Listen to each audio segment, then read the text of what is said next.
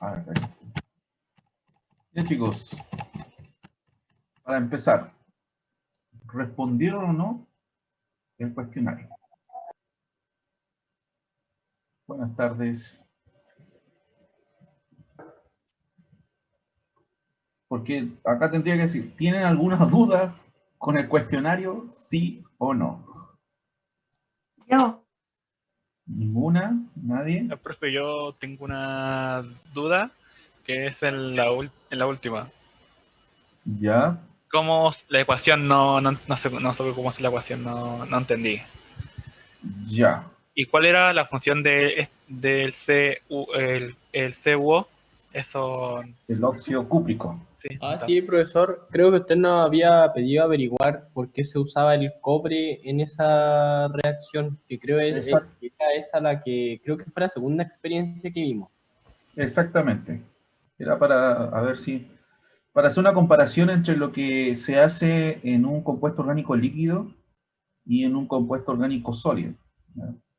Miren, a ver, antes de todo, ¿no? Vamos, para los que no pudieron encontrar las reacciones químicas, yo le había dicho que está el libro del profesor Francisco Enrique. O sea, la idea es que ustedes la pudieran plantear de acuerdo a lo que ustedes ya manejan en química. Bueno, aquellos que todavía les cuesta o todavía no tienen muchas nociones de química, pueden basarse en el libro, ¿no? Como les digo, en el libro está todo. Está gran parte de la materia. Por ahí, como digo, en los últimos laboratorios puede que falte una cosa, pero yo les voy a indicar. Pero en estos 4 primeros laboratorios, casi toda la materia está acá. ¿Bien? Para Profe, empezar. ¿Mm? es que yo vi las reacciones del libro, pero sale como primero la reacción inicial y después la equilibran con el, o Método sea, ion así como el ion electrón, eso Exacto. así es, ¿cierto? Exactamente. Ah, es que me ¿Ya? había confundido un poco con eso porque salen como varias. Sí, sí, es que el profe, como le digo, este libro está orientado a los químicos laboratoristas. Entonces, el profe les coloca la reacción general y después les coloca el balanceo, ¿ya? El método ion-electrón, y posteriormente les coloca la reacción general balanceada, completa, ¿no? Miren, bueno, para los que todavía no le han echado un vistazo al libro, acá el profe tiene el índice. Y para el primer laboratorio tenían que irse acá. Reconocimiento, reacciones de reconocimiento, análisis elemental. Recuerden que en el primer laboratorio solamente reconocimos carbón e hidrógeno. Nada más. Bueno, y vimos la técnica de destilación. Entonces, en estricto rigor vimos solamente 2 reacciones químicas. Entonces teníamos que irnos, determinación de carbono e hidrógeno. Nitrógeno, eso es para más adelante. Y azufre no lo vamos a hacer, ¿ya? Por lo menos no es de interés en este ramo, ¿ya? Determinar azufre. Nitrógeno, como les digo, va a ser más adelante. Carbono e hidrógeno, entonces teníamos que irnos a la página 23. 23, ¿dónde está? Y acá está, ¿no? Página 23. Análisis elemental cualitativo de sustancia orgánica. Recuerden que nosotros estamos reconociendo nomás, no estamos cuantificando, no estamos indicando cuánto carbono hay, solamente estamos indicando que está la presencia del carbono. Nada más que eso, por eso se llama cualitativo, ¿no? Identificar. Entonces acá el profe dice determinación de carbono e hidrógeno. ¿Para quién? Para la glucosa. Dice mezcle 2 partes de óxido cúprico, que es el que ocupamos, con una parte de glucosa. Le echan un tubo de ensayo limpio y seco y conecta un tubo de desprendimiento. Caliente la mezcla y haga burbujear los vapores que se desprenden en un tubo de ensayo que contenga agua de cal. Ya, acá hay una cosa que estuve viendo los videos y me equivoqué por ahí, que yo les dije que el óxido de calcio es la cal muerta. No, es la cal viva, me traspapelé ahí. ¿Ya? Óxido de calcio es la cal viva. El hidróxido de calcio es la cal muerta o la cal apagada. Le llaman de otros nombres también. Profesor, ¿Sí? ¿Sí? la cal muerta entonces será CaOH2. Ya, esto, miren, lo que ven acá, aquí, Esta. ¿no? CaO, esa, O sea, óxido de calcio acá. Esa es la cal viva. Cal me quedó viva. pegado, parece. ¿Ah? Sí, esa. Que se me Esta. quedó pegado, se me cayó un poco en internet. Ah, no, sí, yo también tuve muchos Esa es la problemas. calvi. Viva. Óxido de calcio, cal viva. Hidróxido de Ya. calcio. Hidróxido de calcio es la cal muerta. ¿Ya? Ahí me traspapelé, como les digo. Tuve un pequeño error. ¿Ya? Así que esto, lo que se ve acá en la reacción química, esto es la cal viva. ¿Ya? Cal viva. Y la otra, hidróxido de calcio, es la cal muerta o cal apagada, ¿ya? Que también le dicen. Para hacer esa pequeña corrección, ¿no? Me quedo dando vuelta, entonces después viendo unos videos me di cuenta que me había equivocado, ¿no? Unos videos en YouTube, me había equivocado en la denominación. Así que ahí la corrección, ¿no? Esto entonces cal viva, la cal viva. Entonces, Profesor, como les decía, el profe acá plantea la misma reacción química que vimos en el primer laboratorio, y acá el profe primero coloca la reacción general balanceada, ¿no? Coloca la reacción general. Dice que la glucosa, ¿ya? La formula como un compuesto orgánico no desarrollado, ¿ya? Si se dan cuenta, acá coloca carbono 6, hidrógeno 2, oxígeno 6. Es decir, la estructura del compuesto orgánico no está desarrollado, no lo está colocando en cadena, como normalmente se dibuja o se expresa la glucosa, ¿ya? Lo colocó así, en una fórmula no desarrollada, ¿no? Así, cuando colocan así, todo resumido, ¿no? Se le dice fórmula no desarrollada, ¿no? Y que dice que se mezcla con óxido cúprico, ¿ya? Ese polvo negro que se integraba al tubo de ensayo y que posteriormente se le agregaba calor a la reacción, ¿ya? Y se desprendía dióxido de carbono y se desprendía cobre metálico. Entonces, si nos damos cuenta, esto es una oxidorreducción. El compuesto orgánico se oxida a dióxido de carbono y el cobre, el óxido cúprico, se reduce a cobre metálico, ¿ya? Es lo primero que teníamos que destacar de esta reacción, ¿ya? Bueno, acá el profe, y en la mayoría de las reacciones químicas, plantea el balance. Acá ocupa el muy tradicional método ion-electrón, ¿ya? Casi todos los profesores ocupan eso, que es el más conocido, más profesor, manejado. ¿Sí? ¿cómo es la glucosa la que se oxida entonces, o no? La glucosa es la que se oxida. Y el cobre, o sea, bueno, el óxido cúprico es el que se reduce a cobre metálico. El cobre metálico. Por Ya. eso el profe le coloca acá un 0 arriba, indicando que esto es cobre metálico. Cobre elemental. Entonces, la reacción era eso, ¿ya? Eso tenían que plantearse ustedes. Bueno, digo, el profe también coloca el método ion-electrón, que es un poquito más complejo para los compuestos orgánicos, ¿ya? Pero si quisieran lo hacían, si ustedes querían colocarse en práctica o reforzar un poco óxido de reducción, ya aquí tenían la respuesta, ustedes podrían haberlo tomado como ejercicio para poder balancear esta reacción. En realidad esta reacción yo la puedo balancear al tanteo, o sea, sin estar haciendo este concepto de la oxidorreducción, podría haber balanceado esto directamente, ¿ya? También se puede hacer, ya que la glucosa no es un compuesto muy complejo, en el sentido que no tenga muchos carbonos. Cuando ya hablamos de compuestos que tienen más de 20 carbonos, ya el balanceo se me va a pique, ya es más complejo, ¿ya? Entonces, con este caso, el balanceo era directo, pero el profe la oxidorreducción como un método de ejemplo, ¿ya? Para que lo puedan ejercitar, ¿ya? Y ahí les coloca cómo se obtiene todo. Y posteriormente dice que el dióxido de carbono, el gas que se libera al hacer reaccionar estos dos compuestos, se atrapa con el agua de cal, ¿ya? Como acá aquí lo escribe. Dice óxido de calcio slash molécula de agua. Me hicieron una pregunta en la clase, profe, ¿por qué le colocan ese slash? ¿Qué significa? Me confunde, nunca lo había visto. Mira, cuando colocan esos slash, y sobre todo en química orgánica, lo ponen porque me están indicando que este compuesto, el óxido de calcio, ¿ya?, es muy poco soluble en el agua, ¿ya? Me está indicando eso. Me está indicando que el compuesto ya se va a mantener en suspensión, no disuelto, sino que se va a mantener en suspensión, ¿ya? Entonces, ahí el por qué a veces le colocan ese slash, ¿ya? Y en realidad los óxidos, ya sea óxido de calcio, como óxido de cobre u otro óxido, ya óxido de hierro, óxido de sodio, óxido de potasio, cualquier óxido, la mayoría de los óxidos son poco solubles en agua. Los óxidos. Otra cosa sea hidróxido.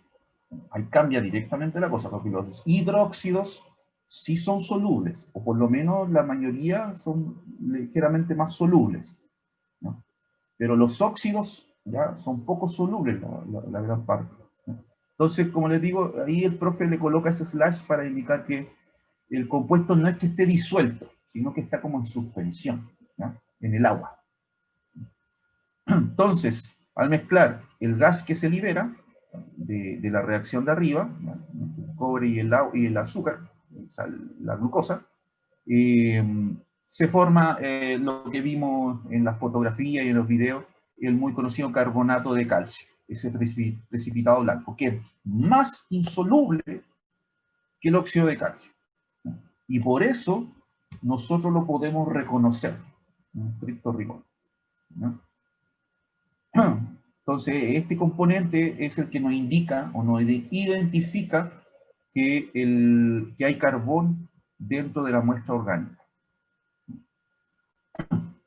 Entonces, hay un ejemplo, ¿ya? O sea, ahí está la primera reacción química que tenían que investigar, ¿ya? Ahora, una de las tantas preguntas que yo le había planteado, si no me equivoco, es que ¿por qué se ocupa óxido de cobre u óxido de cúprico, ¿ya? ¿Por qué se ocupa? Porque si nos vamos a la reacción que habíamos visto también, esta, de la determinación de carbono en sustancias líquidas, o también le dicen combustibles, el etanol, ¿ya?, para poder identificar el carbón que tenía el etanol, ¿ya?, simplemente al alcohol lo combustioné, le agregué oxígeno, con el oxígeno del medio ambiente, le agregué calor, ¿ya?, y se generó la llama. Y posteriormente en esa llama se iba generando el dióxido de carbono. Y posteriormente en esa llama que se estaba desprendiendo el dióxido de carbono, le coloco una varilla que estaba impregnada con agua de cal. Y nuevamente, el dióxido de carbono que se desprende de la llama, ya, bueno, el compuesto orgánico en realidad, ya, en contacto con el agua de cal, me va a formar carbonato de calcio. Y por eso en la varilla se podía formar una costra blanca que era el carbonato, ¿ya? Pero si nos damos cuenta, no nos podemos plantear esto. O sea, acá el profe pescó el etanol y lo combustionó directamente con el oxígeno. Y así generó dióxido de carbono. Entonces uno puede decir, ¿por qué acá el profe no pescó la glucosa y le puso oxígeno y le puso calor para que libere dióxido de carbono? ¿O no? También nos podríamos haber puesto esa pregunta, ¿no? En vez de colocar óxido cobre u óxido cúprico, colocamos oxígeno y le colocamos calor igual. ¿Qué habría pasado? ¿Qué ustedes se habrían puesto a pensar en eso? ¿Se habría liberado dióxido de carbono? Para empezar,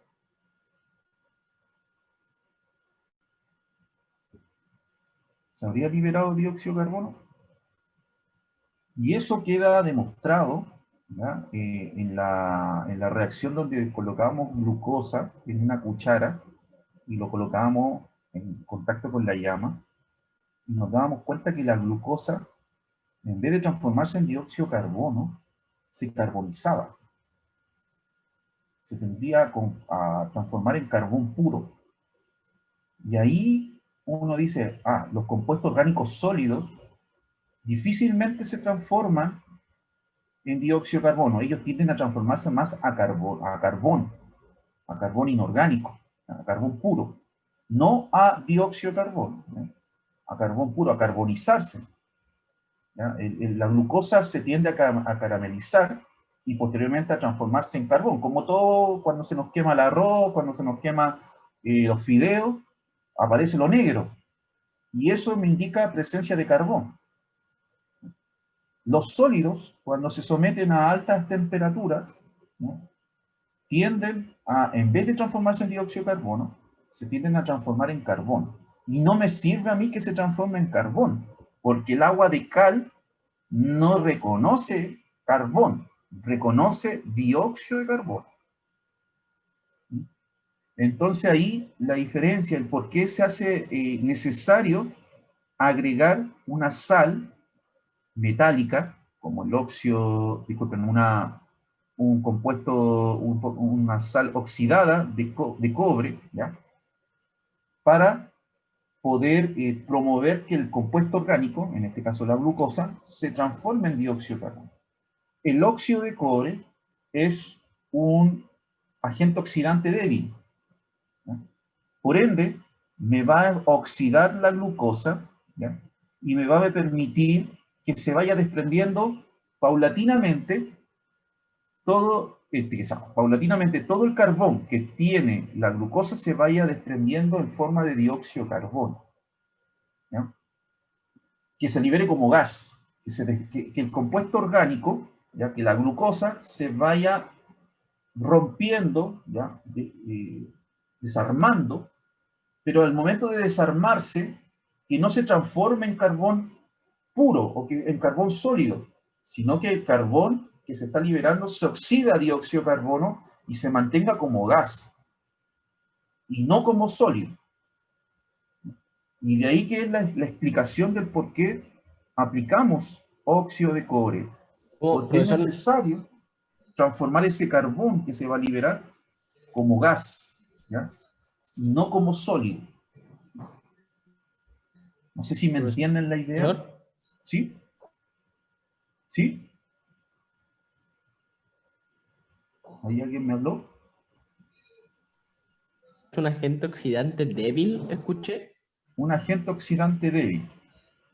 No es un agente oxidante fuerte.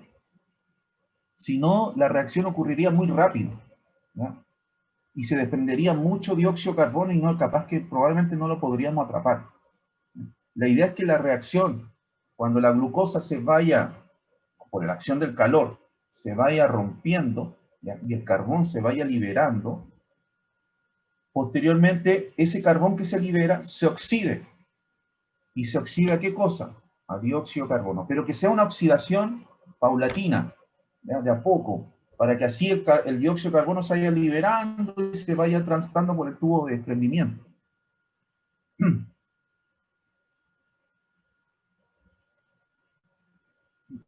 Ya, los que tengan problemas con internet me pueden hacer la pregunta por el chat, ¿ya? No hay problema. Entonces, como les digo, el óxido de cobre o el óxido cúprico se comporta como un agente oxidante, pero como un oxidante débil, ¿ya? Y así me permite, como les digo, que el compuesto orgánico se vaya destruyendo, se vaya desfragmentando, se va a liberar el hidrógeno, se va a liberar el oxígeno y se va a liberar el carbono, que es lo que me importa. Pero en vez que ese carbono se transforme en carbono inorgánico como carbón puro, ese carbón negro, ¿no?, de cuando se quema algo, ¿no?, necesito que ese carbón no se transforme en sólido, sino que se transforme en gas. Y ahí es cuando entra el agente oxidante, lo oxida, y todo el carbón pasa a ser dióxido de carbono. Porque para que la reacción sea exitosa, necesito que el carbón pase a estado gaseoso. Es totalmente necesario. Y que el gas después se lo transporto por un tubo de desprendimiento y posteriormente lo atrapo con el agua de cal. Si se habría mantenido como sólido, se habría quedado en el primer tubo. Se habría quedado en el tubo donde se estaba la mezcla de sólido, ¿ya?, de la glucosa con el óxido cúprico, y no me sirve. El agua de cal nunca habría atrapado ningún tipo de carbón presente en el gas, ¿no? Entonces, de ahí que la importancia del óxido de cobre, o el óxido cúprico, ¿ya? Que él me permite oxidar todo ese carbón a dióxido de carbono, ¿ya? De forma paulatina, lenta, para así yo poder ir atrapando de a poco todo ese dióxido de carbono. ¿Sí? Porque tenemos que entender que se acuerda que cuando colocamos la glucosa en la cuchara, ¿ya? En la llama, el carbón o sea, la glucosa en menos de 30 segundos se empezó a carbonizar rápidamente, se carbonizó. Si lo habríamos dejado un minuto, ténganlo por seguro que la cuchara termina negra. Porque el compuesto orgánico, por lo menos la glucosa, es bastante inestable al calor. Y entonces se tiende a desarmarse, a romperse el compuesto fácilmente y se carboniza fácilmente. ¿Ah? Entonces ahí que es necesario acompañar la reacción con un agente oxidante. ¿Ya? Podríamos colocar un agente oxidante fuerte, también es posible, ¿ya? Pero la reacción habría sido muy rápida también. ¿Ya? Entonces, por eso se opta por un agente oxidante más o menos débil, ¿ya? Para que todo sea más lento. ¿Ya? Distinto el etanol. El etanol al estar en estado líquido, tiene esa propiedad de poder transformarse rápidamente en dióxido de carbono. ¿Ya? Ocupa el oxígeno que está en el medio para poder transformarse en dióxido de carbono. El líquido nunca se va a carbonizar. El sólido sí. El sólido al secarse se carboniza. El líquido al secarse se volatiliza. O sea, al estar expuesto en altas temperaturas se volatiliza. Y posteriormente se destruirá y se convertirá en dióxido de carbono. Entonces, de ahí que la importancia de trabajar con el óxido cúprico, ¿no? Que me permite la oxidación de la glucosa. ¿Ya? Y ahí tienen las dos reacciones. También, profe, plantea un balance y un método y un electrón, ¿ya? Para el etanol con el oxígeno, para la combustión. Y esas eran las dos reacciones que tenían que investigar, ¿no? Todo está acá. Y bueno, también, si nos vamos al índice, como les dije, el profe también plantea un poco sobre el concepto de la destilación simple. ¿Dónde está? Destilación, ¿no? 125, y ahí también el profe habla un poquito, en conceptos más técnicos, sí, de qué trata la destilación. 125.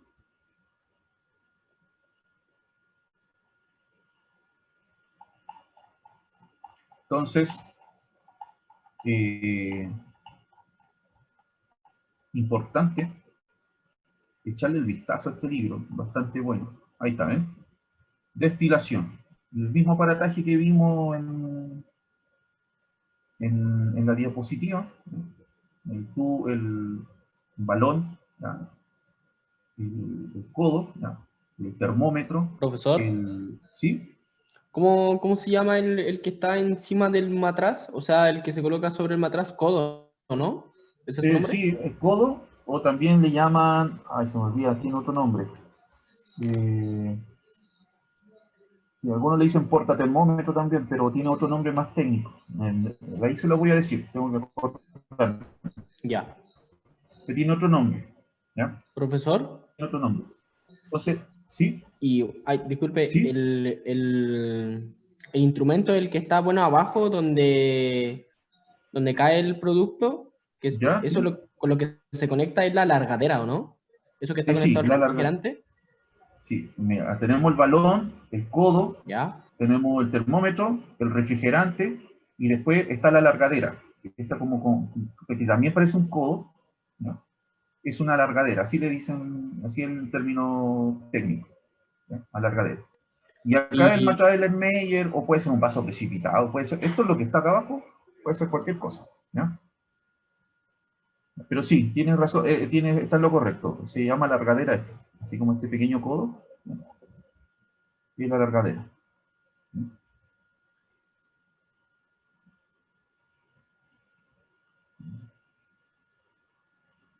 Ya, me preguntan Ya, voy a anotar tu correo, Patricio, y voy a revisar si es que si realmente te tengo agregado o no dentro de la carpeta, ¿no? Entonces, como le digo, eso ahí, y el profe explica, ya, bien sencillo, también aplicando el concepto del vino, ¿ya? 60 ml de vino, y explica los procesos que hay, en términos bien sencillos, ¿ya?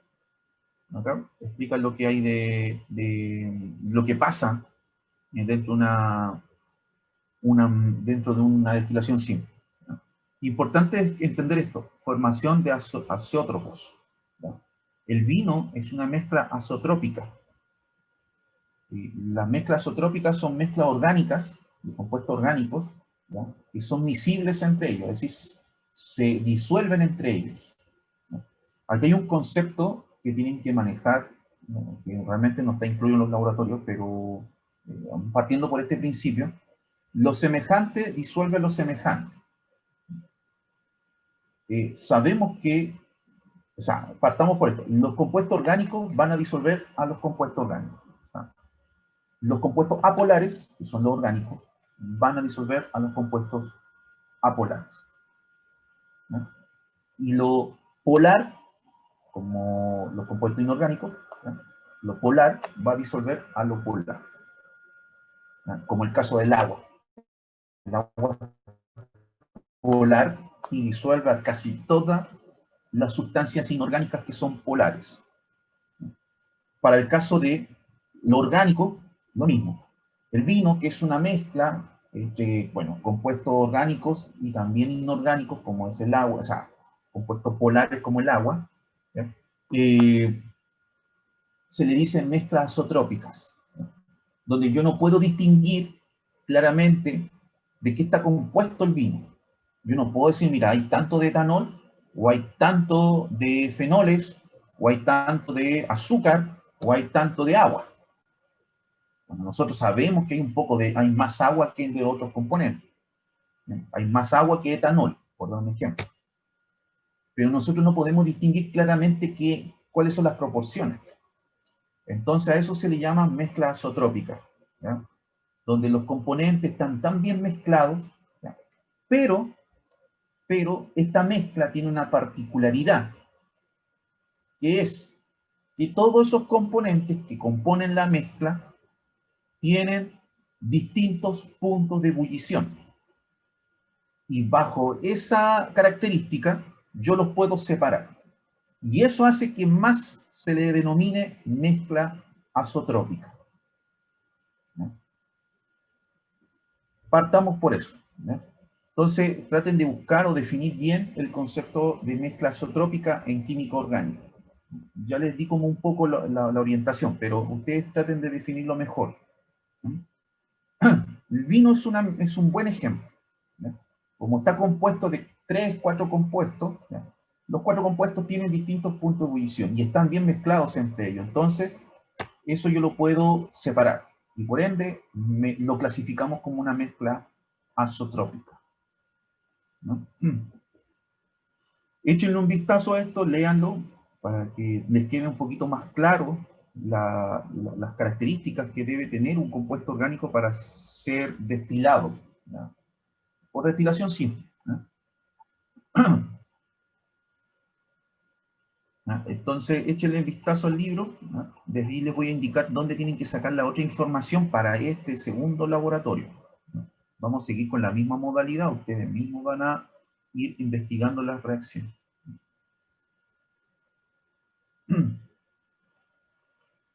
Ya. ¿Alguna duda? ¿Algo que no les haya quedado claro en esto? De estas preguntas. Profe, la G, La G dice, todos los compuestos líquidos que se pueden combustionar dan los mismos productos. Fundamento. Buena pregunta. Los compuestos líquidos. Imagínense, tenemos el caso del etanol, ¿ya? El etanol, ¿ya? Tiene 3 elementos: carbono, hidrógeno y oxígeno, por el grupo alcohólico, ¿ya? Entonces todos esos elementos, o sea, cuando el compuesto orgánico se combustiona, se liberan, Se libera el hidrógeno, se libera el oxígeno y se libera el carbono. Y cada uno se va a ir oxidando o reduciendo. ¿Ah? Pero ¿qué pasa si el compuesto orgánico tiene menos? Sabemos que en una combustión, ¿ya?, el carbón va a terminar transformándose en dióxido de carbono. El hidrógeno, ¿ya?, presente en el compuesto orgánico va a terminar transformándose en agua. Lo mismo para el oxígeno, termina transformándose en agua. Y el nitrógeno, si en un caso estamos hablando de un compuesto orgánico que tenga nitrógeno, ¿cómo debería desprenderse ese nitrógeno?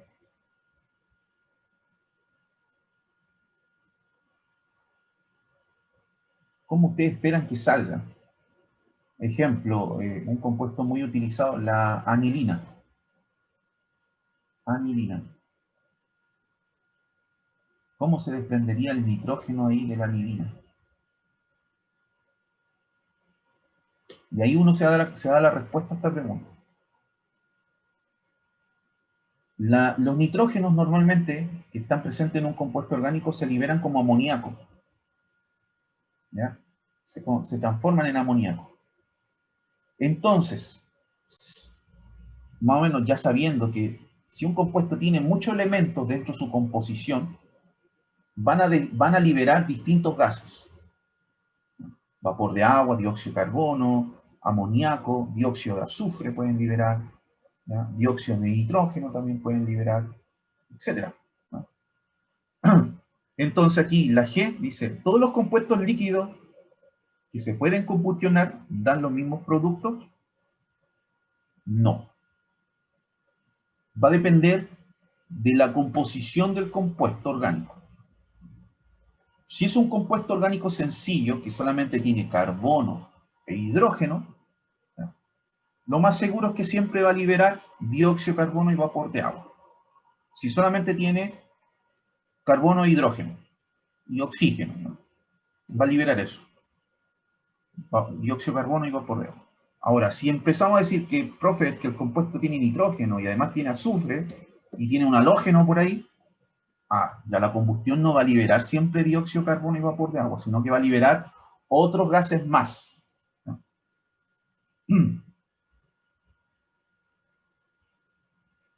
Exactamente. Su compañero dice, solo en hidrocarburos se dan los mismos resultados, entonces. Exactamente.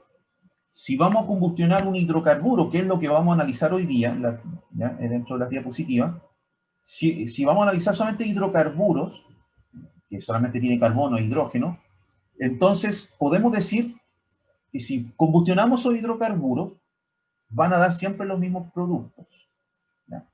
Pero si empezamos a hablar de hidrocarburos sustituidos, ¿ya?, que tienen grupos funcionales, que tienen halógeno, que tienen nitrógeno, que tienen azufre, ya la cosa cambia. Ya no sería lo mismo, ¿ya?, porque estamos liberando otro tipo de gases más, aparte del dióxido de carbono y del vapor de agua, ¿no? Entonces acá podríamos plantearnos dos respuestas. Todos los compuestos líquidos que son hidrocarburos y que combustionan, ¿dan los mismos productos? Sí, ¿no?, que son hidrocarburos.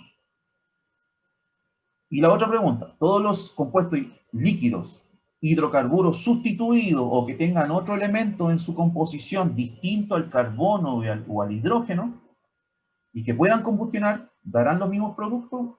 No. Es decir, entre más complejo sea el compuesto orgánico, entre más cosas tenga, más productos va a liberar dentro de la reacción química. Más gases probablemente va a liberar. Si el compuesto es más sencillo, como digo, solamente tiene carbono y solamente tiene hidrógeno, lo más seguro es que va a liberar solamente dióxido de carbono y vapor de agua. Nada más que eso. Entonces ahí, como le digo, ahí hay que saber bien de qué está compuesto el compuesto orgánico. Y recién ahí yo puedo imaginarme lo que puede liberar la combustión. No sé si dejé claro la respuesta. Si tienen otra consulta. Profe, y en este caso, el tipo de combustión si sea completa o incompleta, va a afectar en algo o en nada? Sí, sí afecta, pero nosotros nos planteamos siempre en combustión completa. Ah, ya, ya. ¿Ya? Todas las reacciones las vamos a plantear en concepto de combustión completa. En realidad la combustión incompleta va por otro sentido, en que hay fallas en la reacción química, es decir, que no le estamos agregando el oxígeno que debe haber en la reacción, ¿ya? Pero son fallas más técnicas, ¿ya? La reacción real es que todo el compuesto orgánico se tiene que transformar en dióxido de carbono y vapor de agua, ¿ya? Siempre tiene que ocurrir una combustión completa, ¿ya? Por eso, siempre planteémonos una combustión completa para toda quema o combustión de un compuesto orgánico, ¿no? Otra consulta, duda.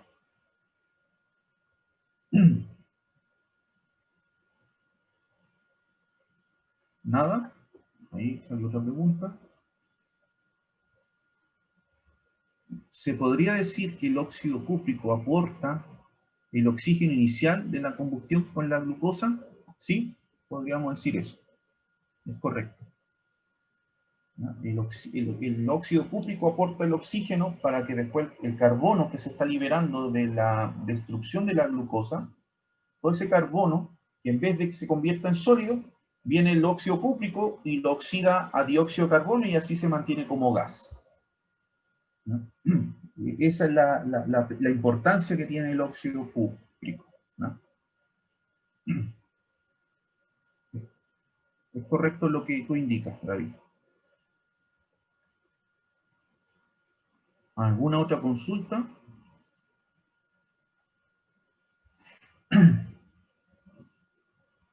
Nada más. Ya, entonces, chicos, de igual forma me pueden hacer consultas dentro de la semana, pero como les digo, muchas preguntas yo creo que las he respondido durante la clase, ¿no? Cualquier cosa me pueden hacer las consultas, ¿ya? Bien, como digo, concisa y precisa, ¿ya? Recuerden que las respuestas no son más de 3 líneas, 4 líneas, ¿ya? No es que hay que generar un informe de esto, ¿ya? Son bien concisas y precisas estas respuestas. Ya, entonces damos por cerrado este laboratorio y vamos a entrar a la parte del laboratorio número 2, que es referente a hidrocarburos, lo que estábamos recién hablando. Vamos a estudiar los dos tipos de hidrocarburos,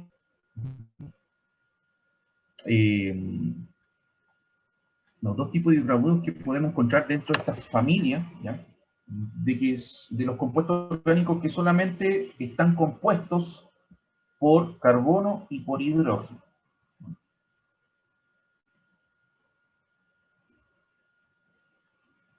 Ahí está. Esta diapositiva ya está a disposición ahí para que lo descarguen en la nube, ¿no?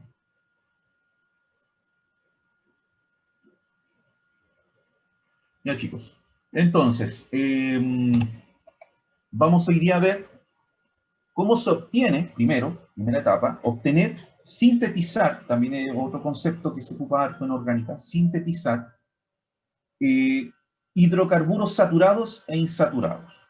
Y posteriormente, cuando ya hayamos obtenido los hidrocarburos saturados e insaturados, los vamos a someter a ciertas pruebas de reacción, ¿ya?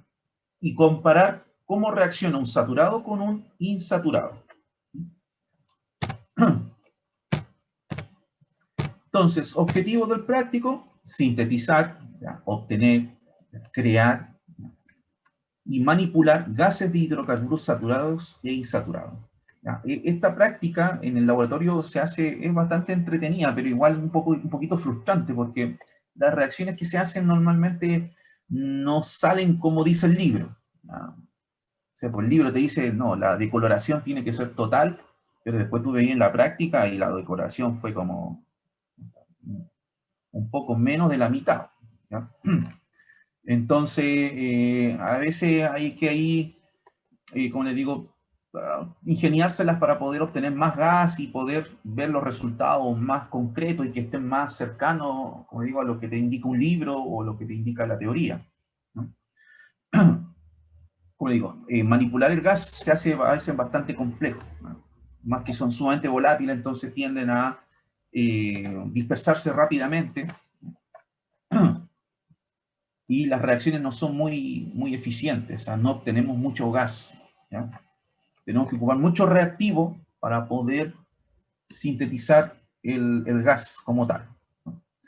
Entonces, sintetizar y manipular los hidrocarburos, ¿ya? Reconocer y diferenciar, importante eso, a través de reacciones químicas, compuestos saturados e insaturados, ¿ya? Vamos a someter a prueba estos gases, y después reconocer reacciones típicas para alquinos terminales. Alquinos terminales, anótense ese término. Alquinos terminales.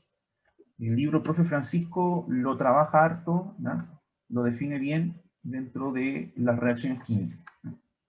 Alquinos terminales. Entonces, como introducción, ¿no? Dice que siempre vamos a tener, dentro de la familia, disculpen, de lo que componen los hidrocarburos, ¿no? Tenemos dos clasificaciones, los saturados y los insaturados. Los saturados, ¿ya? Normalmente se les conoce como alcanos.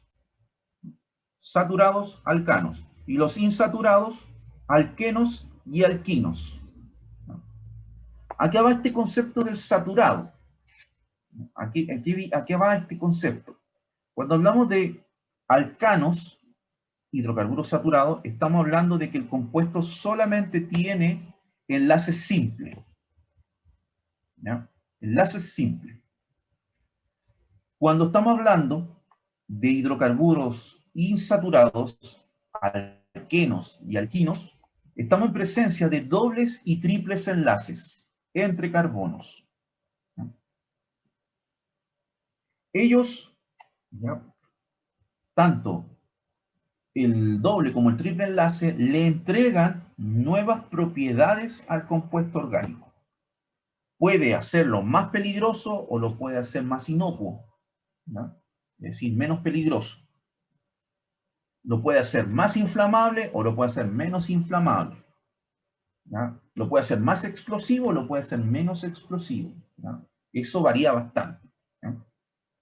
Entonces, ya partimos porque si estamos en presencia de un alcano, ¿ya? Y lo vamos a comparar al frente de un alquino, ¿ya? Tendríamos que ver, ¿ya? Reconocer esas propiedades de diferencia, ¿ya? Y vamos, como le digo, vamos a someterlo a reacciones químicas como tal, para reconocer esas diferencias. Dice, normalmente los compuestos orgánicos vienen mezclados, ¿ya? Los saturados con los insaturados. Pero es más normal, ¿ya? Encontrarse con compuestos saturados que insaturados. Dentro de lo que nosotros podemos extraer como gases de forma natural, ¿ya? Lo más normal es siempre encontrarse con hidrocarburos saturados. Los insaturados normalmente vienen de reacciones sintéticas, ¿ya? Es decir, la industria los sintetiza, ¿ya? Pero no es que vengan de forma natural. Entonces, normalmente los hidrocarburos saturados, ¿ya? Vienen mezclados entre varios compuestos, como puede ser el metano, el etano, el propano, el butano, por ser los 4 hidrocarburos más sencillos de analizar, ¿ya? ¿Cuáles son los que ocupamos normalmente en nuestra vida? El metano y el butano. Y por ahí puede ser el propano, ¿ya? Pero dejémoslo en metano y en butano. El metano, el gas más sencillo, ¿ya? Más pequeño, el hidrocarburo más pequeño que podemos analizar en química orgánica. ¿Ya? Es el más sencillo y el más pequeño. El metano, normalmente de forma natural, se puede ver, ¿ya? Dando como ejemplo la obtención de combustibles, cuando extraemos combustibles Me preguntan cómo se llama este laboratorio. Se llama obtención y reacción de hidrocarburos saturados e insaturados, ¿no?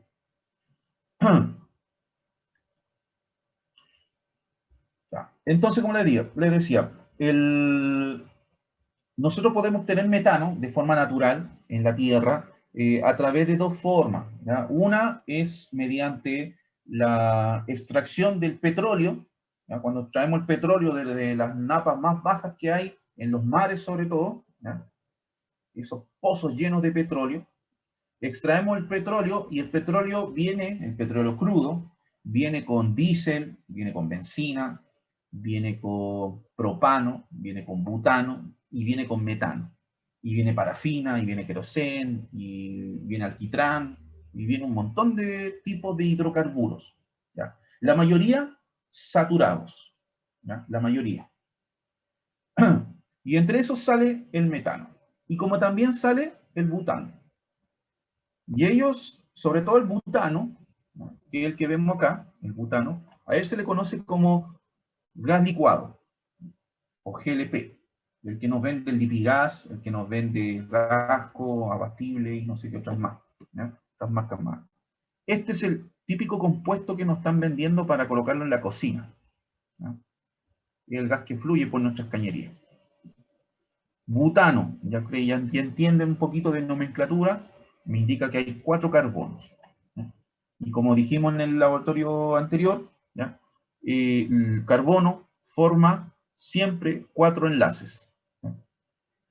Un enlace con el hidrógeno, un enlace con otro hidrógeno y otro enlace con el otro hidrógeno. Y el cuarto enlace lo genera con el otro carbono, ¿ya?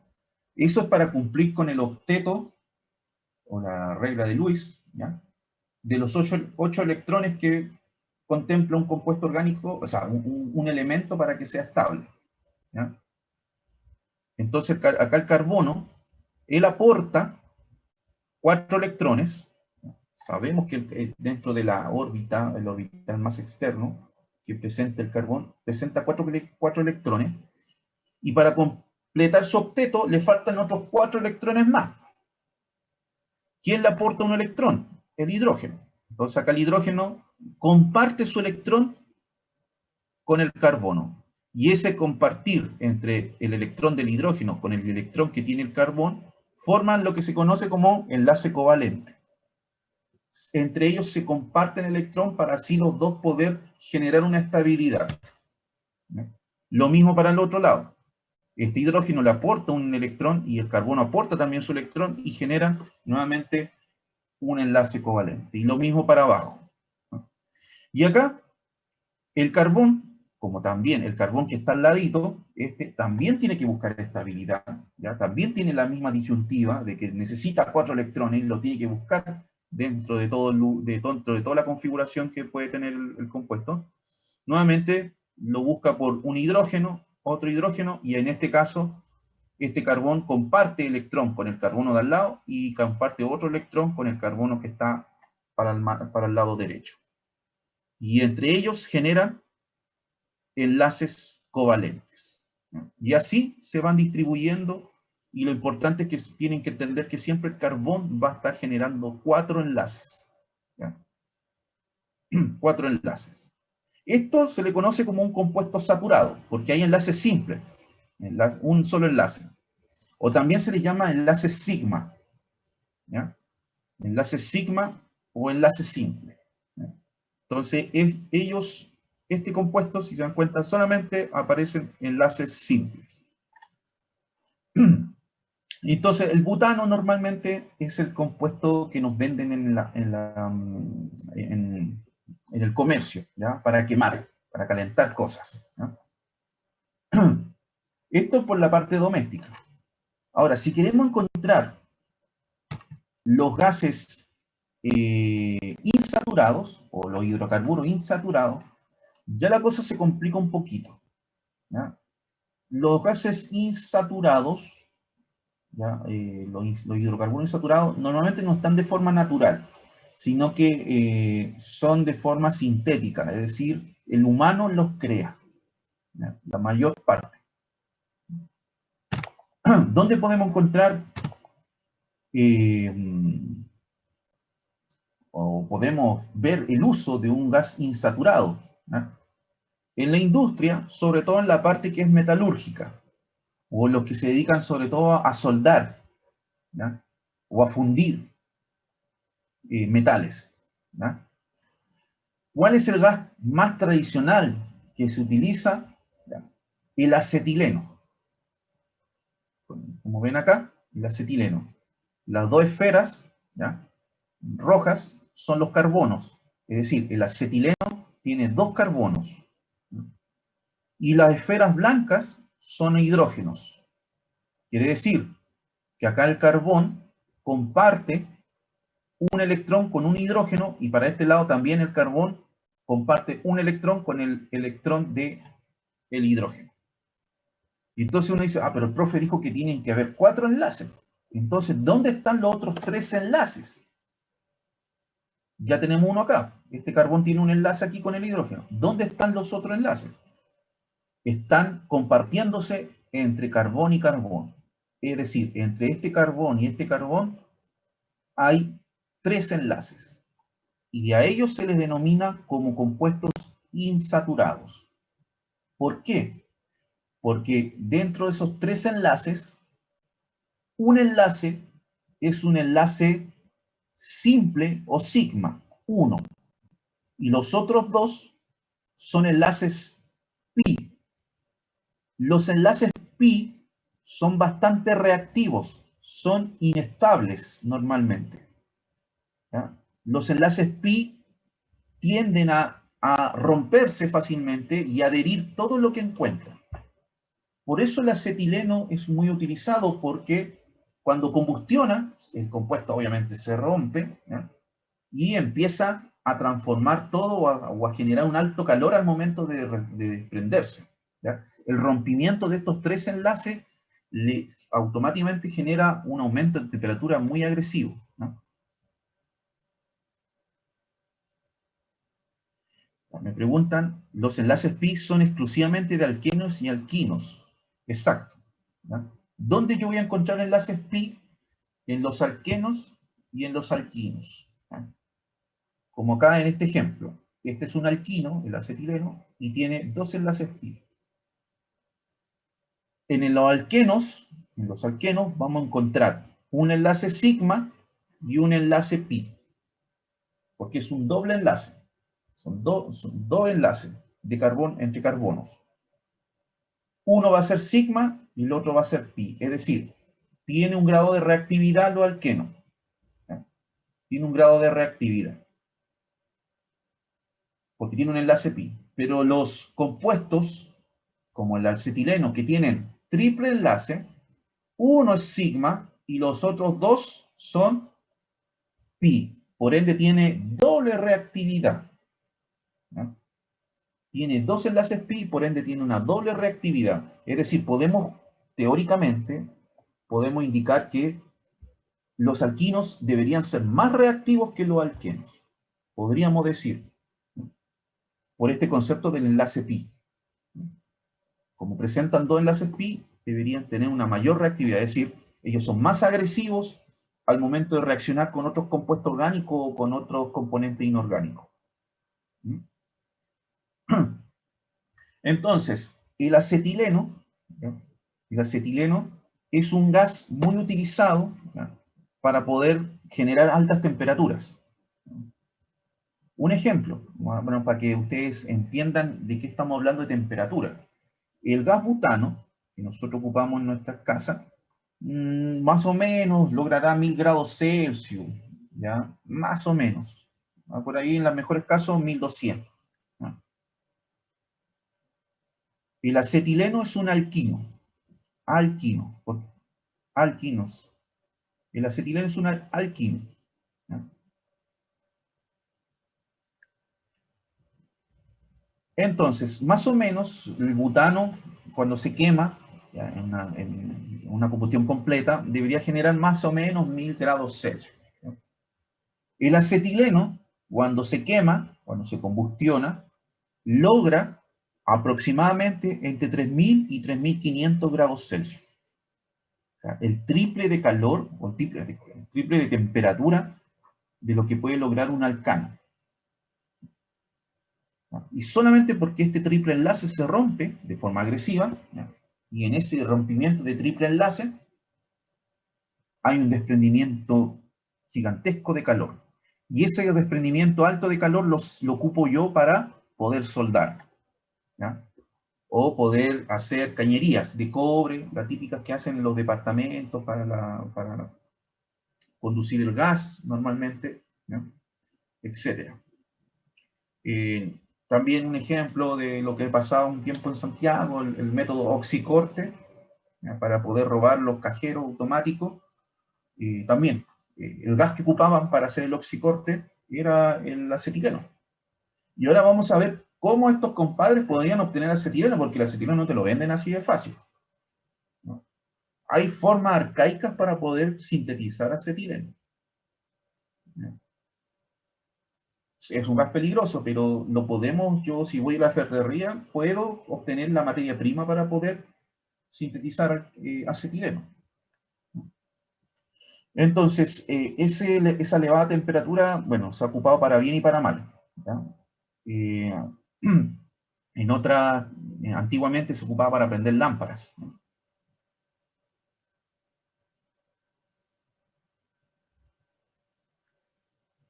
Sí, el acetileno, me preguntan cómo se vende el acetileno, ¿ya? Normalmente el acetileno lo venden para conceptos de netamente industria, que se dediquen a la parte de fundición, ¿ya? O corte, ¿ya? Como se ve acá en la imagen del soldador, ¿ya? Como dices, bueno, certifiquen que realmente le hacen un uso industrial, ¿ya? El acetileno, te lo venden en bidones, así como te venden el butano, así como nos venden a nosotros, en bidones, también lo venden así, el acetileno. La universidad también, pues nosotros ocupamos el acetileno para hacer combustión y poder hacer análisis elementales, cuantificar. También lo ocupamos, nos venden los bidones de acetileno. El comercio te lo vende ya, listo para ocuparlo.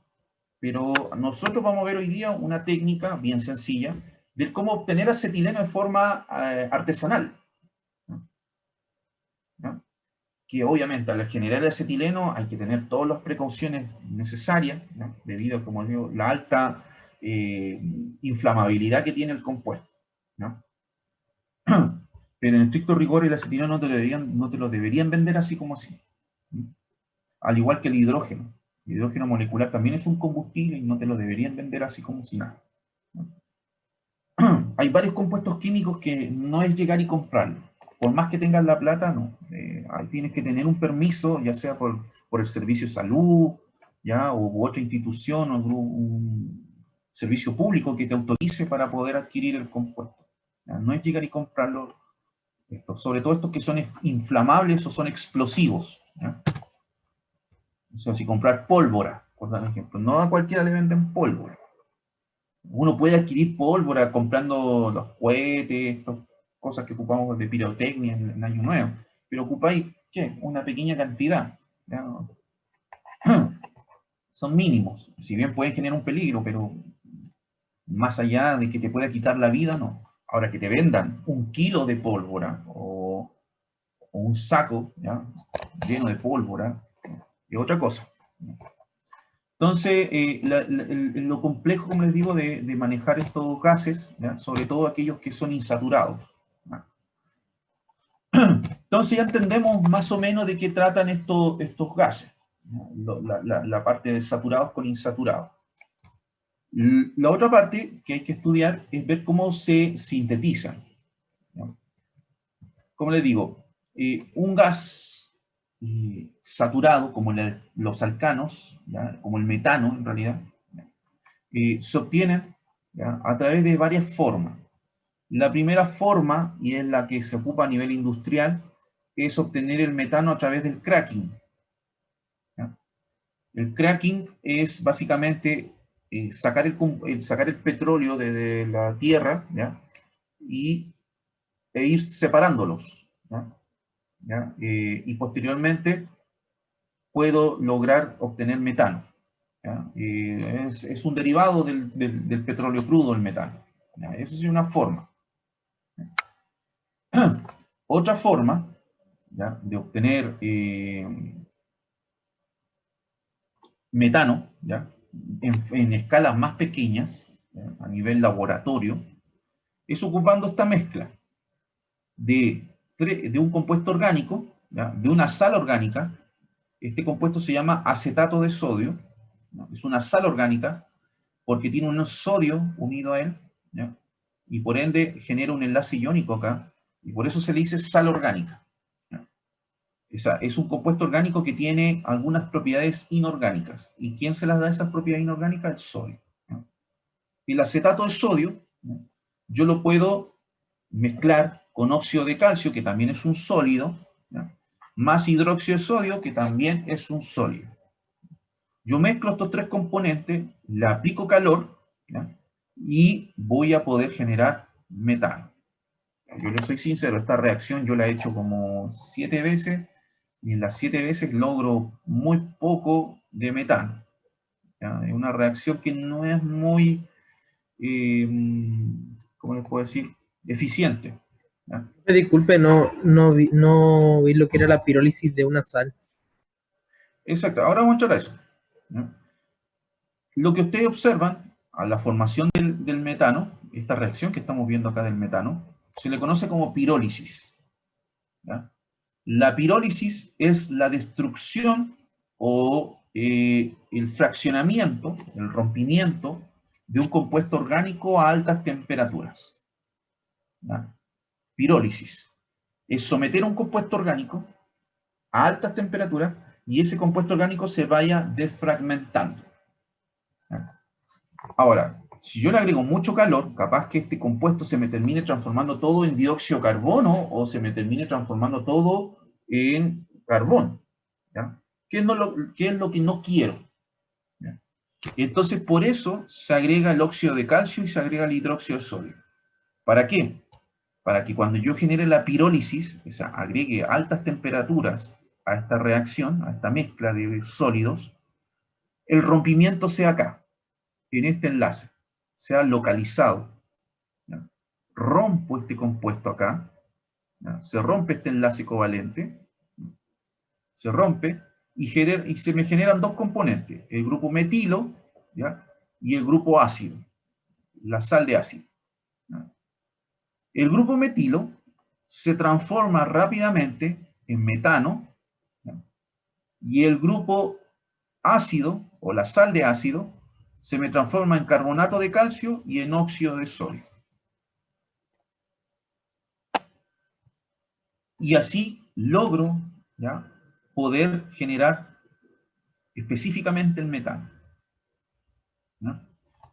De eso trata la pirólisis, someter un compuesto orgánico a altas temperaturas para que se rompa, ¿ya?, pero ese rompimiento sea de acuerdo a lo que yo necesite, ¿ya?, en este punto, en este enlace. Entonces yo hago o le agrego estas sales para que el rompimiento del compuesto orgánico sea localizado, ¿ya?, sea en este enlace, y así poder generar el grupo metilo, que se me transforma en metano, y la parte de ácido, o ácido carboxílico, se me transforma en estas dos sales, carbonato de calcio y óxido de sodio, ¿ya? Entonces, ojo, a esto se le llama pirólisis, ¿ya?, rompimiento del compuesto orgánico a altas temperaturas. ¿Cómo se arma esto? Es lo importante, entender cómo se hace esta obtención del metano.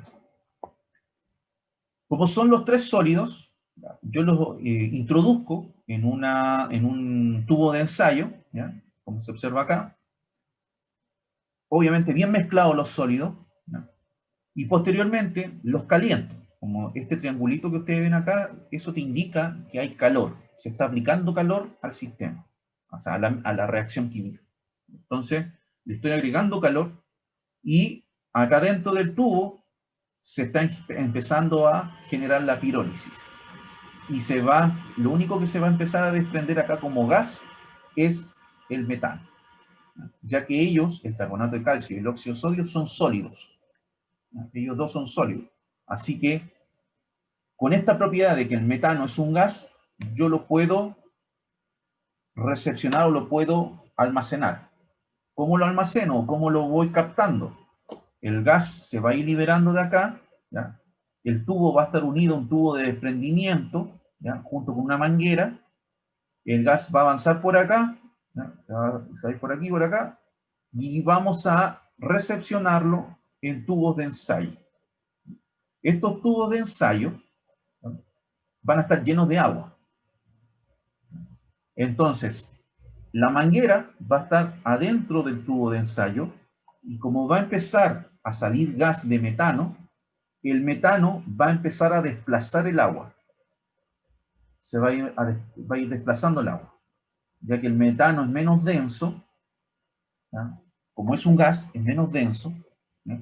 Se va a empezar a colocar en la parte superior del tubo de ensayo, acá, en la parte de arriba. Y a medida que vaya entrando más metano al tubo, va a ir sacando el agua, va a ir desplazando el agua hacia afuera. Y va a haber un momento que el tubo va a estar lleno de metano. Como el metano es insoluble en agua, entonces más fácil es poder atraparlo. Y cuando yo vea que el tubo está completo de metano, ¡pum!, le coloco el tapón y listo. Tengo el tubo lleno de metano. Y así se van llenando tubo tras tubo. Una técnica bien sencilla, y lo vamos a ir viendo en la otra forma, ¿ya?, en las otras obtenciones más, ¿eh? Por desplazamiento de agua, nada más que eso. Entonces ahí tenemos alcanos, ¿ya?, obtenidos a través de pirólisis. Una pirólisis localizada, ya que le agregamos estas sales para poder romper aquí este enlace. Para obtener hidrocarburos insaturados, como les digo, estas ya son síntesis ya, más industriales, ¿ya? Una forma de obtener un alqueno, ¿ya?, es decir, un doble enlace, ¿ya?, es a través de esta reacción química, ¿ya?, mezclando etanol, el mismo etanol que ocupamos en el laboratorio anterior, ¿ya?, el mismo alcohol que ustedes ocupan en sus casas, ¿ya?, lo mezclan con óxido de aluminio, ¿ya?, y se transforma en un hidrocarburo insaturado. En este caso, ¿se transforma en cuál? En el eteno. Eteno. ¿Ya?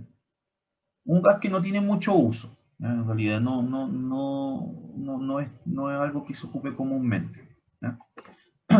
Y como sal o como subproducto de la reacción se genera hidróxido de aluminio.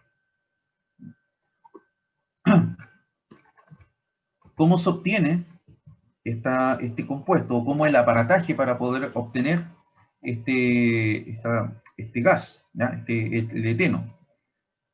Nuevamente, se pesca un tubo de ensayo, y en el tubo de ensayo se coloca en el fondo un algodón. Y ese algodón, ¿ya?, se empapa o se introduce dentro del tubo de ensayo impregnado con alcohol, con etanol en este caso. Etanol, ¿ya? Y posteriormente, al medio del tubo, se le coloca la sal de óxido de aluminio.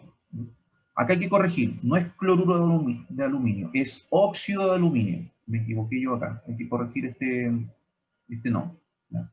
Es óxido de aluminio. Entonces, ¿qué se hace? Ya, nuevamente, el tubo, vamos a tener algodón con alcohol y vamos a tener la sal de aluminio y lo vamos a tapar. Este tapón va a tener un tubo de desprendimiento con una manguera, ¿ya?, y la manguera nuevamente va a llegar hacia un tubo de ensayo, que nuevamente ese tubo de ensayo va a estar lleno de agua. Entonces, ¿qué vamos a hacer? Vamos a prender el mechero y vamos a calentar la sal. El óxido de aluminio lo vamos a calentar. Y posteriormente, como el tubo se va a ir calentando, el vidrio se calienta, ¿no?, se va a ir calentando, vamos a lograr que las temperaturas al interior del tubo sean mayores a 80 grados Celsius. Como sabemos que el etanol ebulle a 78 grados Celsius, entonces el etanol, de estar en estado líquido, acá impregnado en el algodón, va a empezar a pasar a estado gaseoso. Y entonces va a empezar a moverse al interior del tubo. Y el etanol, al empezar a tener contacto, el gas de etanol, al tener contacto con el óxido de aluminio, se va a empezar a deshidratar. Se va a deshidratar, ¿no? Y por ende va a generar como producto, como producto final de la reacción, va a generar el eteno, el hidrocarburo insaturado, ¿no? ¿Por qué decimos que es una deshidratación?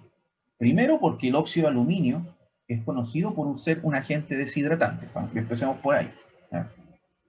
Segundo, porque si analizamos la estructura del compuesto del etanol, del compuesto orgánico, ¿no?, nos damos cuenta que de aquí a esto, nos damos cuenta que el compuesto orgánico, el etanol, perdió una molécula de agua.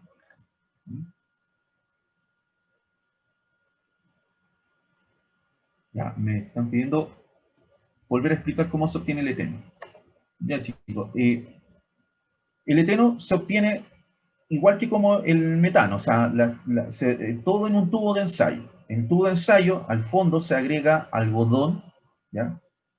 Un algodón impregnado, bañado en etanol, ¿ya? Y acá se coloca el óxido de aluminio, no es cloruro, acá tengo que corregir eso, es óxido de aluminio. Se tapa nuevamente con un tapón de goma el tubo de desprendimiento con la manguera, ¿ya? Y vamos a tener un tubo de ensayo lleno de agua, ¿ya? Y la manguera abajo. Entonces nosotros vamos a calentar, ¿ya?, con el mechero y vamos a empezar a aumentar la temperatura a la sal y al interior del tubo. Sabemos que el etanol se convierte en gas, ¿ya?, a los 78 grados Celsius. Entonces vamos a lograr esa temperatura al interior del tubo de vidrio, ¿ya? Y entonces el etanol va a empezar a volatilizarse, va a empezar a transformarse en gas y va a empezar a tener contacto con el óxido de aluminio. Al chocar el gas con el óxido de aluminio, empieza a generarse una deshidratación. Una deshidratación.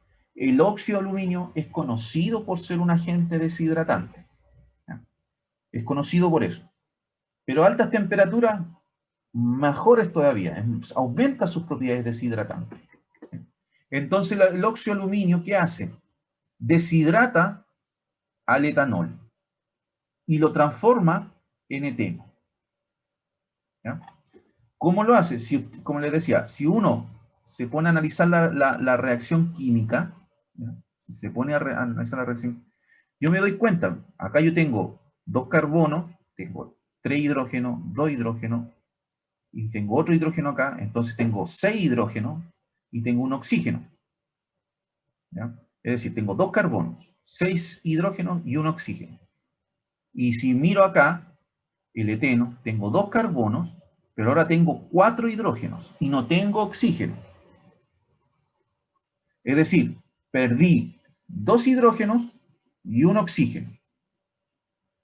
Esos 2 hidrógenos y ese oxígeno son una molécula de agua. Se genera una deshidratación. El óxido de aluminio ataca este grupo funcional alcohólico, lo saca, ¿ya?, lo rompe este enlace que hay acá, lo saca, y bueno, también se desprende un hidrógeno, ¿ya?, y el grupo alcohólico con un hidrógeno que esté dando vuelta se transforma en agua.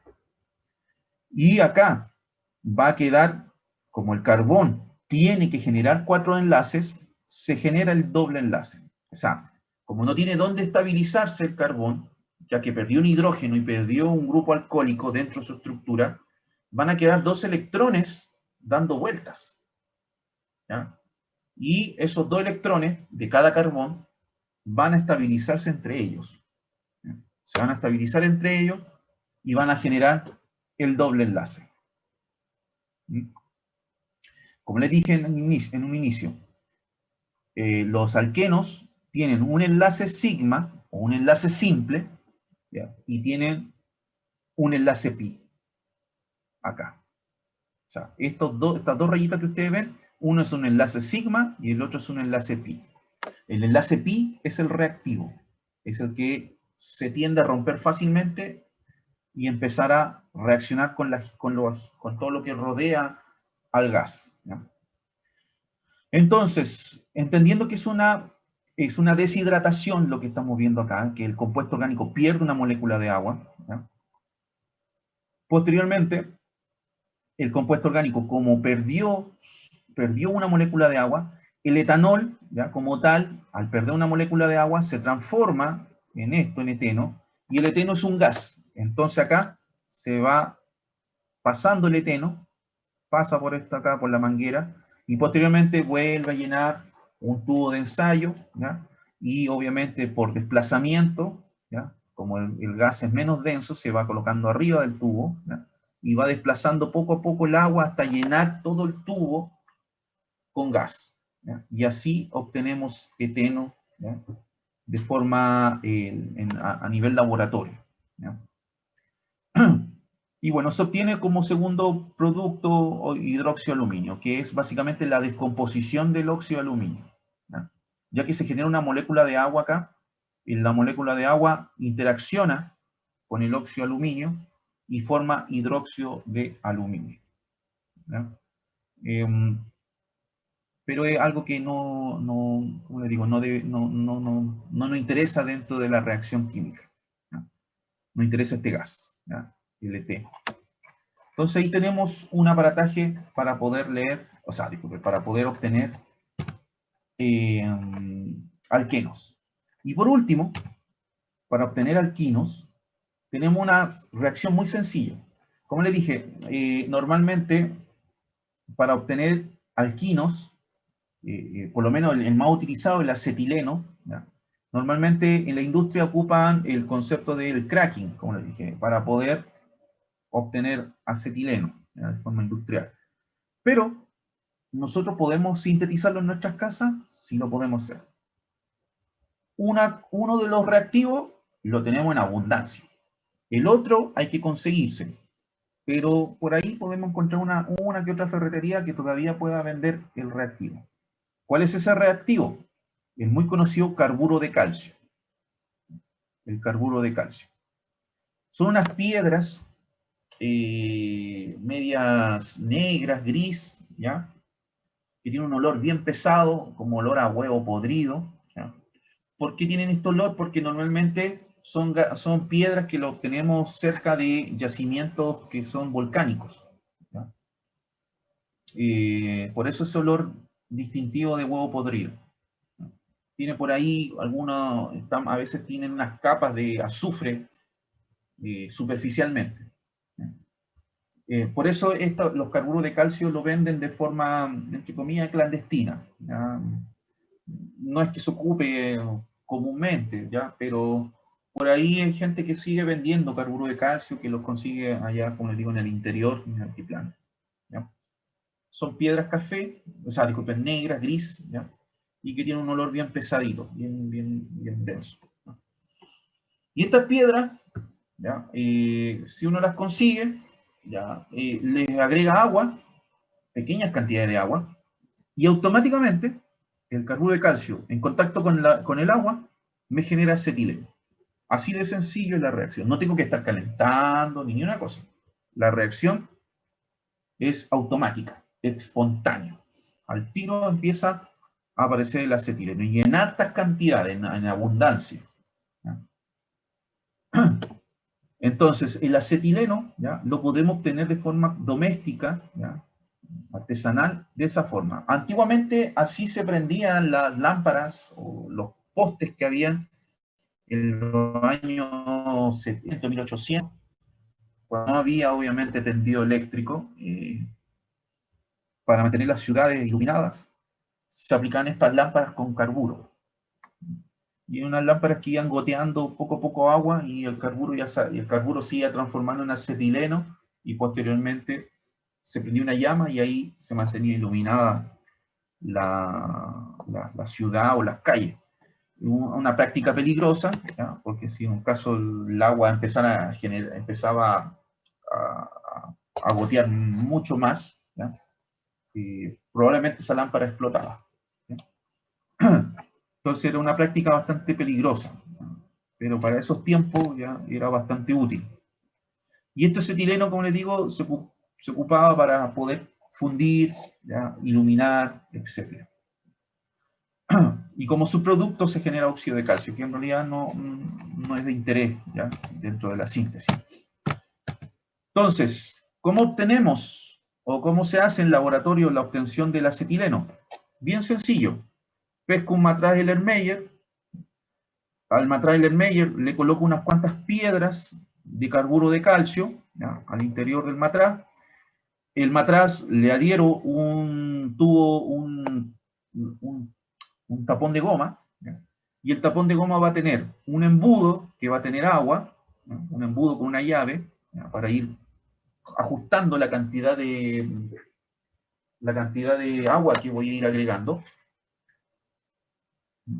Y por la otra parte, en el tapón de goma va a haber otro tubo, un tubo de desprendimiento, ¿ya? Y que ese tubo va a estar con una manguera que posteriormente va a estar unido a un tubo de ensayo. La misma cosa que vimos en las otras imágenes, ¿ya? Entonces se va goteando poco a poco, se hace contacto el agua con el carburo y se desprende rápidamente el gas de acetileno y empieza a pasar por el tubo de desprendimiento. Así de sencillo es la reacción, ¿no? Entonces esta reacción la podemos clasificar como una hidrólisis, ¿ya? Porque el agua se adhiere al carburo de calcio. Si analizamos el compuesto, ¿no? Los dos carbonos se mantienen y lo que hace el agua es desplazar el calcio, ¿no? Lo saca del carburo y es reemplazado por hidrógenos. Y así se obtiene el acetileno. Entonces podemos decir que la reacción para obtener acetileno es una hidrólisis. El agua es el que genera toda la reacción química, el que promueve, el que activa la reacción química. Y así de sencillo, ¿ya? Se obtiene el carburo el acetileno. Qué gracioso, profe, que todas las sean por desplazamiento de agua. Sí, es que es más fácil. En realidad, ustedes, miren, en YouTube coloquen obtención de gases, obtención de metano, obtención de eteno y de acetileno, y ya poco ocupan este método de desplazamiento de agua.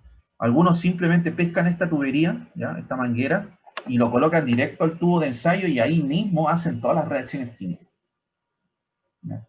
Porque, como les digo, por lo menos para el eteno y el metano, ¿ya? Son reacciones poco eficientes, no se logra mucho gas. Entonces hay que tratar de que todo el gas que produzcamos, sacarle el mayor provecho posible y hacerle todas las reacciones instantáneamente, ¿ya?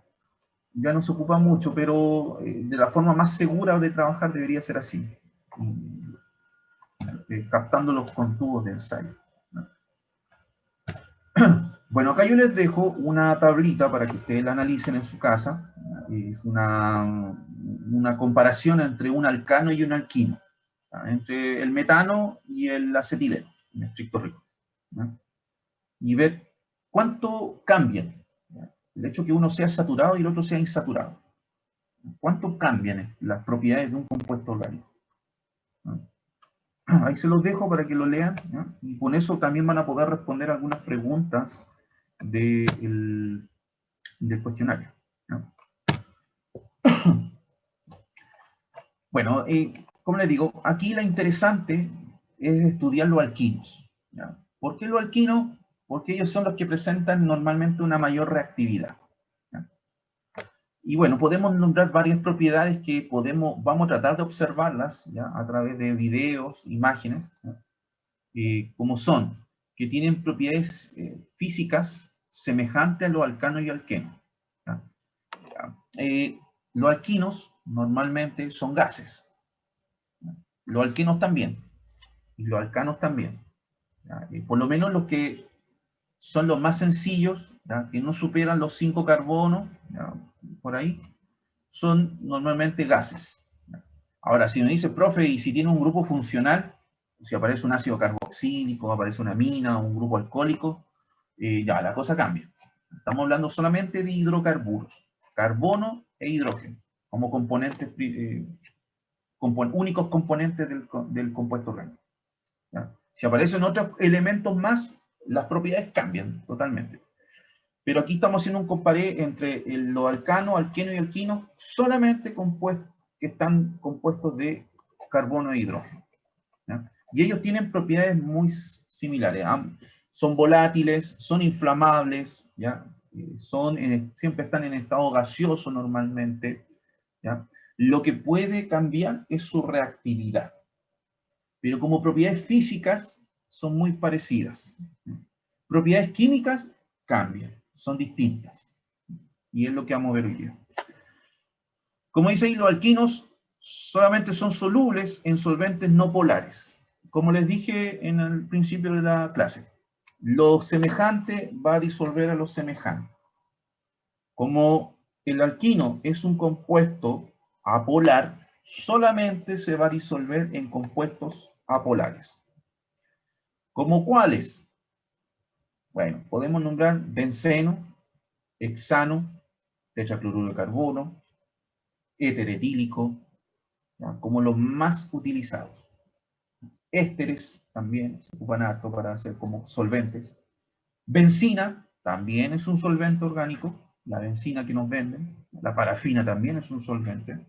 Aguarrás, diluyente, ¿ya? Todos ellos son compuestos orgánicos y que probablemente el alquino se pueda solubilizar.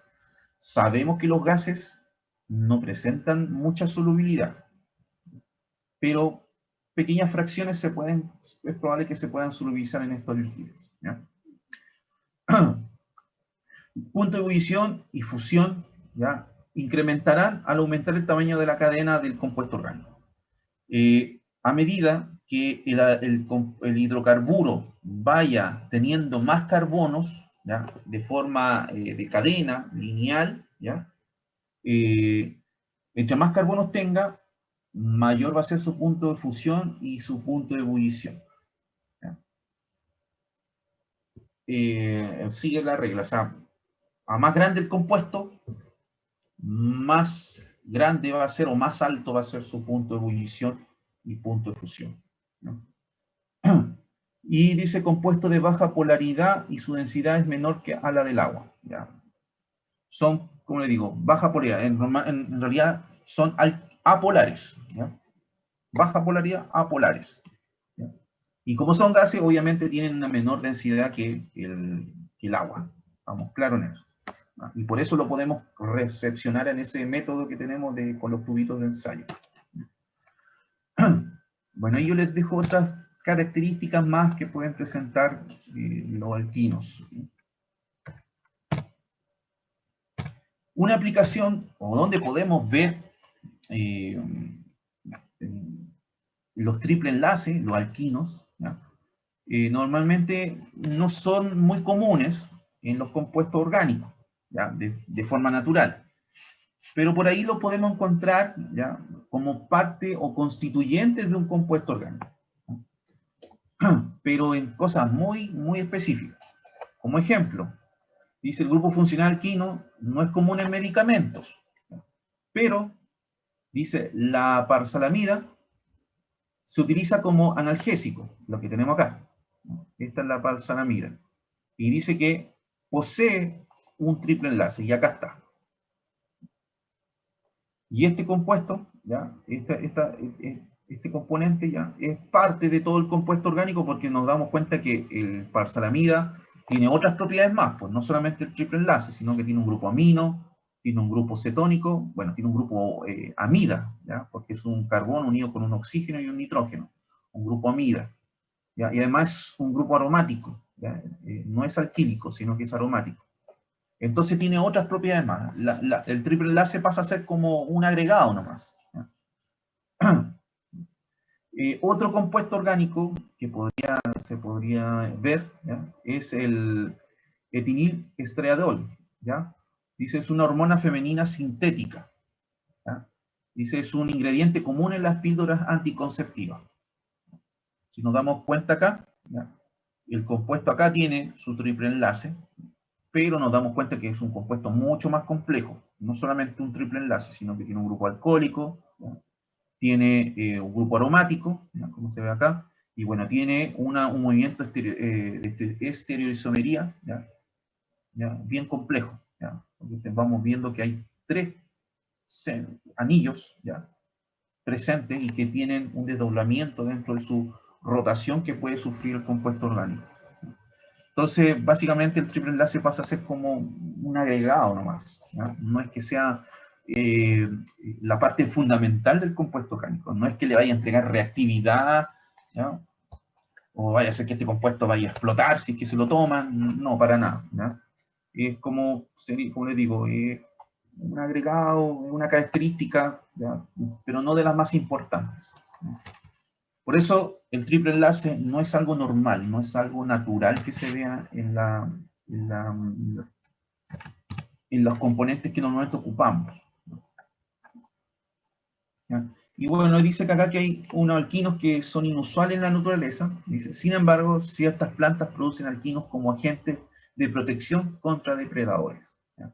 Que normalmente generan ya un polen, ya, que hace que el depredador, ya, o liberan un gas, algunas plantas, que hace que el depredador automáticamente lo detecte, como los animales normalmente tienen un buen olfato, detectan y saben que están en presencia de un gas que es molesto o que puede ser tóxico para su salud, ¿no? Que presenta un peligro. Entonces hay unas que otras plantas que tienen esa propiedad de liberar algunos alquinos, ¿ya? Y si lo vemos de un concepto más doméstico, ¿ya? Podemos ver que el acetileno también se utilizaba, como les dije, para prender lámparas, ¿ya? Estamos hablando del año 1700, 1800, ¿no? Donde la lámpara básicamente tenía dos partes, ¿ya? Y la primera parte estaban las piedras de carburo, como les digo, piedras grises, medias negras, ¿ya? Y en la parte superior había un estanque de agua. Y ese estanque de agua goteaba bajo cierto tiempo, bajo una cierta frecuencia, y obviamente el agua en contacto con el carburo iba generando acetileno. Y ese acetileno se iba por este pequeño ducto, salía por esta parte, ¿ya? Y se prendía la llama. Así es como se veía en estricto rigor estas lámparas. Y así es como activamente estas eran las lámparas mineras, ¿ya? Antiguamente los mineros, ¿ya? Los que trabajan de forma independiente, trabajan harto con estos tipos de lámparas, ya que ellos también obtenían harto carburo, ¿ya? Como se metían bajo la tierra, sacaban una gran cantidad de carburos, y eso lo ocupaban ellos para su propio beneficio, para poder calentar o poder prender lámparas. Pero en estricto rigor esto es peligroso, ¿ya? Debido a que, como les digo, el acetileno tiene un poder de inflamabilidad bastante alto. Entonces, la cantidad de acetileno que se tiene que generar acá es bastante mínima para ya así yo prenderlo. Si empieza a salir mucho acetileno, la cosa va a explotar, lo más seguro. O sea, va a inflamarse todo, ¿no? Bueno, ¿qué teníamos que hacer? ¿Cuál es la práctica de hoy día? ¿Ah? Ya entendiendo cómo se obtienen y que todos los aparatajes son muy parecidos, ¿ah? Entendiendo que tenemos 3 procesos para poder obtener gases, para esta parte práctica ya vamos a trabajar con un hidrocarburo saturado, específicamente el butano, no con el metano, sino con el butano, y vamos a trabajar con otro hidrocarburo que es el acetileno. El butano, ¿cómo lo vamos a obtener? Bueno, aquí como dicen, el butano a nosotros no lo venden. El comercio nos vende, ya sea el Lipigas o cualquier otra empresa. Nos genera, nos venden el butano. O también lo venden en estos pequeños cartuchos, ¿ya? Que son para los sopletes, ¿ya? Estos sopletes que yo creo que lo han visto en Sodimac, ¿ya? No sé, para calentar tubos de PVC, no sé, cualquier cosa, ¿ya? Estos sopletes, ¿ya? Normalmente esta parte ocupan estos cartuchos de butano. Lo venden sumamente barato, ¿no? Costarán 2.000 pesos con suerte. Y bueno, ocupando este soplete, ¿ya? Vamos a ir rescatando el butano. En vez de estar haciendo la síntesis y todo el deseo, mejor pescamos los tubos de ensayo y los vamos llenando con butano. ¿Ya? Y así llenamos 4 tubos con butano. Para que vean cómo es la rotación del compuesto orgánico. ¿Ya? Así es como se ve la molécula de butano. 4 carbonos y ahí están los hidrógenos. Y así es como va rotando la molécula. Entonces tenemos 4 tubos de ensayo llenos de butano. También eso se puede hacer con un encendedor también, perfectamente. Como segunda parte, ¿ya? Obtener el compuesto, el hidrocarburo insaturado, el acetileno. Vamos a hacer la misma forma artesanal, que es a través de carburo de calcio. Así es como se ve el carburo. ¿Ya? Son piedras negras, grises, ¿ya? Como digo, y que normalmente tienen un polvo que es azufrado, ¿ya? Ese polvo medio blancón. Y eso es lo que le da un olor bien desagradable a las piedras de carburo de calcio. No sé si, falta un tercio del laboratorio, ¿no? Entonces, tenemos las piedras de carburo, hacemos lo mismo, ¿ya? Armamos el aparataje, colocamos las piedras, colocamos el embudo con agua y se va agregando agua gota a gota y se va liberando el gas a través de la cañería y vamos obteniendo gas dentro del tubo de ensayo, desplazando obviamente el agua. Así es como se ve en la práctica. El balón, ¿ya? O el matraz, ¿ya? Con las piedras de carburo. Acá tenemos el embudo con agua y acá al ladito tenemos la salida lateral, ¿ya? De la manguera para llegar al tubo de ensayo. Bueno, acá ves una probeta, ¿ya? Pero ahí más que nada para recepcionar todo el gas, ¿no? Entonces uno empieza a agregar gotas y automáticamente empieza a aparecer un humo blanco, ¿ya? Que es el humo concentrado, ¿ya? El gas concentrado, disculpen, el gas concentrado de acetileno. Y ese gas después pasa por acá. Bastante sencillo la forma de poder obtener este gas. Y bueno, lo que hacemos básicamente es recolectar 4 tubos de ensayo con acetileno. Como la reacción es bastante buena, ¿ya? Podemos darnos el lujo de perder gas. No es la idea, ¿ya? Pero podemos llenar más de 4 tubos perfectamente con pequeñas piedras de carburo de calcio. Y así es como se ve en la práctica, cuando los alumnos empiezan a captar el acetileno, ¿no? Como se ve aquí. Se va desplazando la columna de agua. Entonces, como ya tenemos 4 tubos con butano y tenemos 4 tubos con acetileno, la primera reacción que se le hace es la muy conocida reacción de combustión, ¿ya? Porque lo primero que uno se pregunta es, dice, ¿realmente capturamos gas? ¿O capturamos un hidrocarburo?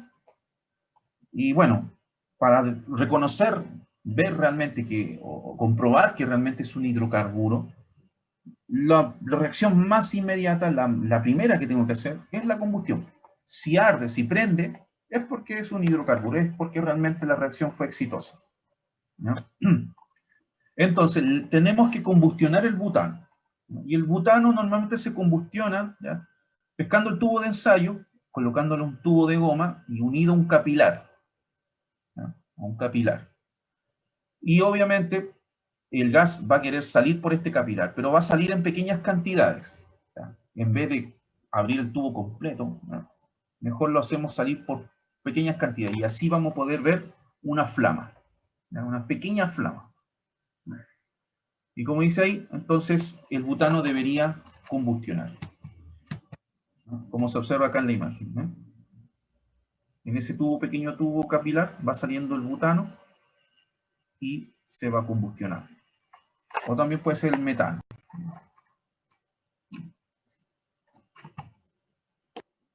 Ahora, uno se dice, ¿y el acetileno lo podemos combustionar? También lo podemos combustionar. No se hace, ¿por qué? Porque realmente el acetileno cuando se combustiona libera mucho calor. Puede ser hasta peligroso para el que lo manipula. Entonces normalmente hay que tener unos instrumentos especiales para poder hacerlo combustionar. Profe, Como dice, ¿sí? disculpe, ¿le puedo hacer una acotación? Podemos tener un recreo así como de 10 a 15 minutos porque tengo varios compañeros que igual están medio exhaustos ya de la clase y no sé, para lavarnos la cara, comer algo, Ya, tomar algo y volver con más ya no hay, energía y terminar la ya no hay, clase. no hay problema. Ya Entonces, terminamos esto de la combustión y ya, ya esto, sí, no hay problema porque igual queda poco. Ya, ya, profe, ya, gracias. ok. Entonces, como les digo, el acetileno normalmente no se mezcla, esa no se combustiona, porque el acetileno, como digo, tiende a reaccionar con el aire, normalmente, y cuando combustiona libera mucho calor. Entonces acá les dejo una imagen de cómo normalmente reacciona el acetileno. Ahí un alumno llenó poca cantidad de acetileno. El globo es bastante pequeño. Le acerca una vara y automáticamente se inflama de forma agresiva el acetileno, ¿no? Por eso, para cosas de seguridad, evitamos hacer la reacción, ¿no? Pero también se puede hacer la experiencia. Además, ustedes pueden colocar en YouTube combustión del acetileno y ahí van a ver cómo algunos profesores se le ingenian para poder combustionar el gas, ¿no? Ya chicos, ustedes váyanse a su break, ¿ya? Nos conectamos en 10 minutos más, ¿ya? Sería bueno, yo tengo un cuarto para las 8. Conectémonos, ¿ya? A las 8, ¿ya? Si quieren. Nos queda muy poco, nos quedan como 3 diapositivas y terminamos. Vale, profe, voy a darme la cara y hacerme un café. Sí, bien. Gracias, Gracias, profe. profe. Ok. Gracias, profesor.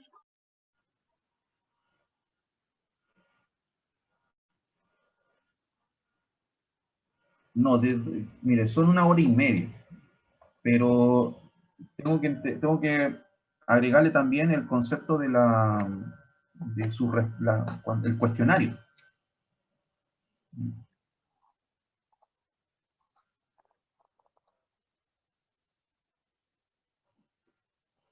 Ah, sí, no hay problema. No tengo ningún problema. Y Ya no hay profe, problema. así no acortamos materia y lo Sí, pues, pasamos todo. profe, y así vamos a su Ya, ritmo igual porque sabemos que usted igual es de clase extensa y por lo menos así nos da el break para seguir adelante. ya no hay problema. Pues le digo, ahora hagamos el break, ¿ya? Y para la próxima clase, cada 1 hora, vamos a ir haciendo un break, o sea, una parada, ¿no? Ok. Sí, profe, gracias.